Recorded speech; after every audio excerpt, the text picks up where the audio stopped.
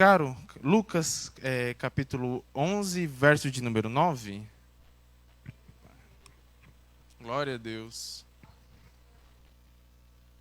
Amém? E a palavra do Senhor diz assim: E eu vos digo a vós, pedi e dar-se-vos-á, buscai e achareis, batei e abrir-se-vos-á. Porque qualquer que pede, recebe, e quem busca, acha, e quem bate, abre-se-lhe-á. E qual o pai dentre vós que, se o filho lhe pedir o pão, lhe dará uma pedra? Ou também, se lhe pedir um peixe, lhe dará por peixe uma serpente? Ou também, se lhe pedir um ovo, lhe dará um escorpião?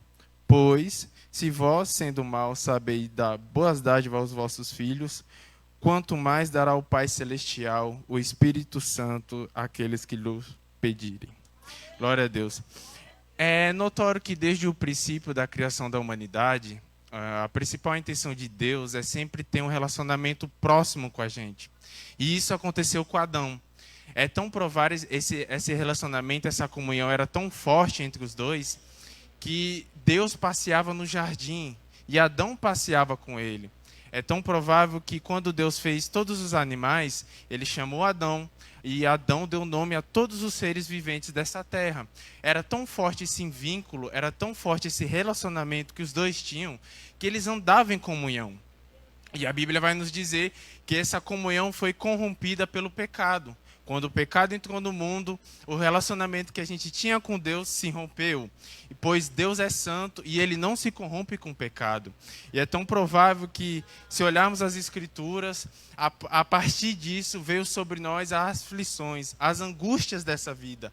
A morte entrou no mundo. E isso foi um fato muito de um abismo que separou nós de Deus. Mas Deus, por amar tanto a gente, não deixou ficar isso por 0-0. Ele foi e criou um plano de salvação para a gente. Ele criou um plano para reatar esse relacionamento, essa comunhão que a gente outrora tinha junto com ele. É tão provável que durante a Bíblia muitos homens foram usados na presença de Deus. Por exemplo, no Antigo Testamento vemos Enoque, Abraão, Noé, homens que, digamos, que viam Deus face a face e falava com Deus. Falava com Deus e Jeová o respondia. Falava com Deus e Deus dava instruções para eles. E ao decorrer da história da Bíblia tiveram muito também homens privilegiados. Deus usava no meio do seu povo profetas para falar com o seu povo. Ele falava por meio de sinais divinos, de advertência, para dar esperança para o povo e para trazer para a comunhão dele. Deus sempre quis isso com nós, sempre quis trazer essa comunhão com a gente. Ele nunca desistiu de ter esse relacionamento com a gente. Apesar da gente ter um coração duro, um coração muitas das vezes teimoso, mas Deus nunca nos desistiu de nós. Deus nunca vai desistir de nós. É tão provável que no Antigo Testamento a Arca da Aliança era considerada a presença do Senhor. A presença do Senhor no meio do povo. Só que tinha um detalhe. Para entrar no Santo do Santo, precisava de um preparo. E o sumo sacerdote, antes de entrar, ele precisava passar por uma série de rituais, na qual ele precisava ser purificado, santificado e também sacrificar a Deus. Então, ele não entrava de qualquer jeito, pois Deus é santo, e santo, e santo. Glória a Deus. Pois, se ele não seguisse esses processos ao adentrar no Santos dos Santos, ele poderia ser fulminado na mesma hora que ele entrasse. Não porque Deus é ruim, mas porque a glória de Deus é tão pura, tão santa, que se a gente chegássemos a ele, na mesma hora a gente morreria. Mas eu louvo a Deus que a gente estava tão distante dele e agora estamos perto. Através do seu Filho, Jesus Cristo, que nos sacrificou. É tão provável que, quando a gente encontra aqui, o versículo que nós lemos aqui em Lucas, capítulo de número 11, Jesus ele acaba de orar, ter uma comunhão com Deus.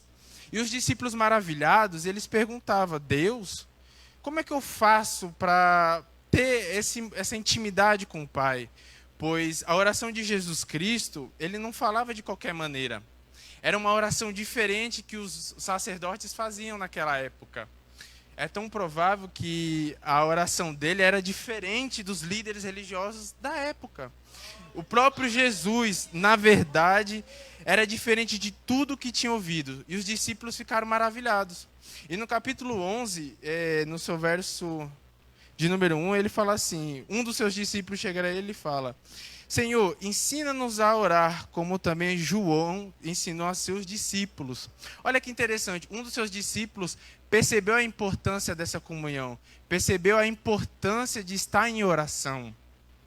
E Jesus, no versículo do número 9 ao versículo de números 10, nos dá uma breve explicação de como devemos agir, de como necessitamos de estar em constante oração com o Pai. E agora, graças a Deus, a gente tem esse direito, a gente tem esse acesso direto com o Pai. Porque através do sacrifício dele na cruz, quando o véu se rompeu, agora a gente tem essa intimidade, essa comunhão restaurada com ele.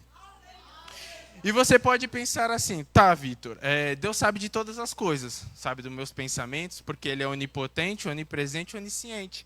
E por que então eu devo orar a ele? Sim, isso é verdade. Ele sabe de todas as coisas antes mesmo de nós falarmos. Mas sabe o que é mais interessante? Que Deus ama ouvir a sua voz. Deus ama ouvir a sua voz, afinal ele é seu pai. Ele ama ouvir a voz que vem de dentro de você. Porque tem uma diferença entre escutar a voz da sua boca e a voz do seu coração. Porque quando Jesus ele vai ensinar essa oração, ele antes de ensinar essa oração para os discípulos, ele fala, não seja como os gentios, que orando em vã repetições, oram para nada, oram por nada, digamos assim. Porque a gente vê hoje em dia aí fora muitas pessoas de um termo religioso. Elas decoram, por exemplo, o Salmos 91, aquele que abriga no esconderijo do Altíssimo, e decora, são palavras vãs e vazias, mas tem uma oração que ela vem do coração, ela vem lá de dentro. É tão provável quando Jesus ele vai ensinar para como orarmos, ele fala lá em Mateus 6, no seu capítulo 6, no verso 6, Tu, porém, quando entrares no teu quarto e fechada a porta, orarás ao teu pai que está em secreto, e teu pai que vem em secreto te recompensará. Muitas das vezes a gente pensando que essa porta fechada, quando a gente entrar dentro do quarto, é para ninguém nos incomodar, os nossos filhos ou nossos maridos, ninguém incomodar, a gente ter só um momento com Deus. Mas acontece uma coisa no mundo espiritual muito importante, que assim quando fechamos nossa porta do quarto, estamos de joelho diante de Deus, estamos diante de uma audiência com Deus. E você pode estar se perguntando, tá, e quando eu estou nessa audiência, o que acontece? É que quando a gente está nesse momento, é esse único momento que a gente estamos junto com Ele, é que nós expomos as nossas fraquezas, nós expomos as nossas angústias, as nossas necessidades. É como nos rasgando de dentro para fora para com Ele. É quando nós apresentamos a nossa necessidade diante dEle. É nesse momento que é uma divisão da nossa alma, onde o nosso socorro que está dentro de nós, a gente de uma tal forma fala, Deus, nos ajuda. E Ele quer ouvir você nessa presença. Ele quer ouvir você dentro desse quarto, dessa oração. É tão provável que quando Deus fala lá em Mateus 11, 28, Vinde a mim todos que estáis cansados e sobrecarregados, e eu vos aliviarei. Tomai sobre vós o meu jugo e aprendei de mim, porque sou manso e humilde de coração. Meu irmão e minha irmã, não sei qual é o seu problema nessa noite, mas lança a sua ansiedade diante de Deus, porque Ele é justo e fiel para cumprir.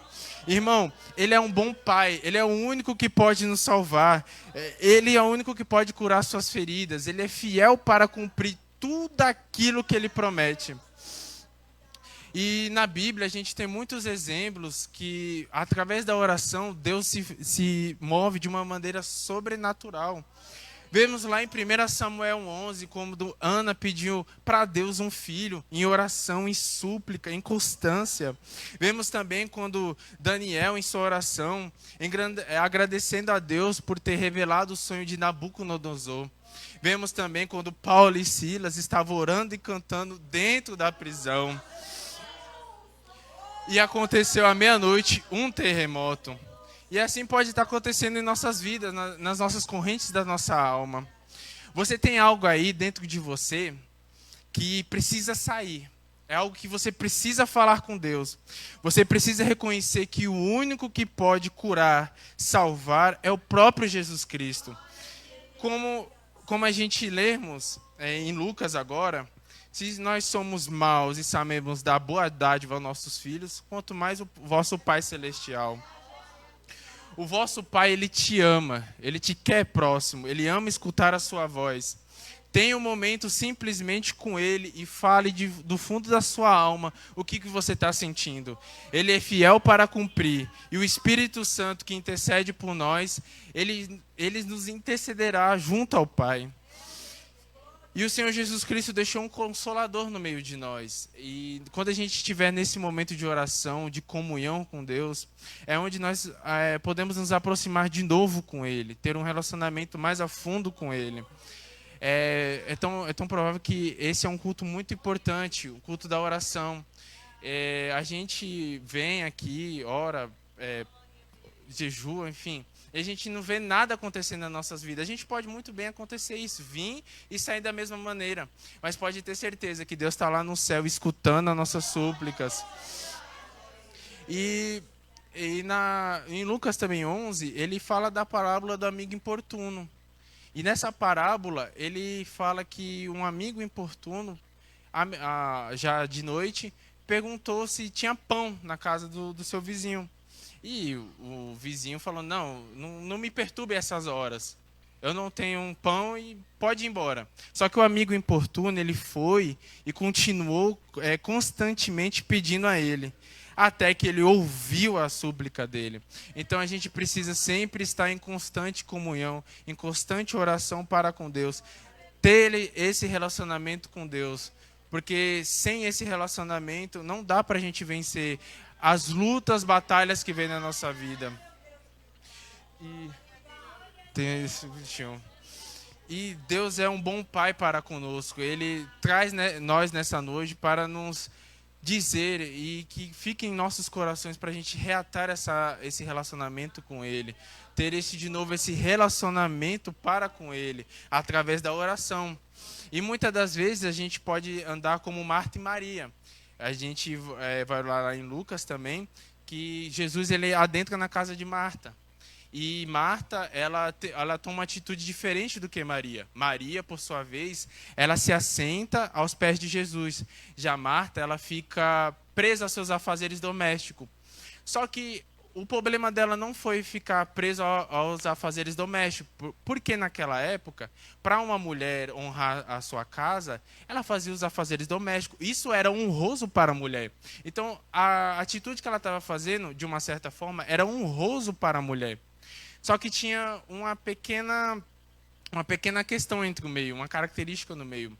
Maria estava aos pés de Jesus, escutando Jesus. Só que Marta estava distante. Eu posso conjecturar aqui, imaginar Marta varrendo sua casa e preocupada assim, nos dias atuais, eu estou preocupado com meu boleto, preocupado com minha família. Mas qual era a atitude certa de Marta naquela hora? Seria o quê? Por mais que está varrendo a casa, por mais que está lavando a louça, ela está assim, Senhor, meu Deus e eterno Pai, vai de encontro à minha família. Meu Deus e eterno Pai, vai diante de mim. Meu Deus e eterno Pai, vai de encontro.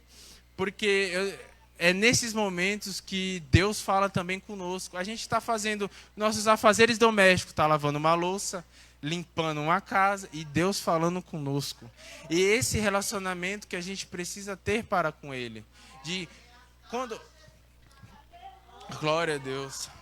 Quando Ele fala na palavra dEle que precisamos estar em oração, em constante oração, não é que a gente precisa estar 24 horas de joelho com Ele. Porque isso praticamente seria impossível. mas durante todo o nosso dia, desde manhã, a gente ao levantar até o nosso dormir, a gente, em pensamento mesmo, falar: Deus, me cubra. Deus, vai na minha frente. Deus, me ajuda. Deus, porque Ele conhece a intenção do seu coração. Ele conhece os seus pensamentos. Ele conhece tudo a vosso respeito. E desde já eu quero agradecer essa rica oportunidade. E que essa palavra fique no coração de vocês. Que volte a ter esse relacionamento com Deus. A ter essa presença com o Pai. Porque o Pai ama vocês, ama a todos nós. E Ele enviou seu único Filho para morrer para com nós. Então, desde já eu agradeço essa rica oportunidade. E que Deus continue falando com essa igreja cada dia mais, para todo sempre. Amém?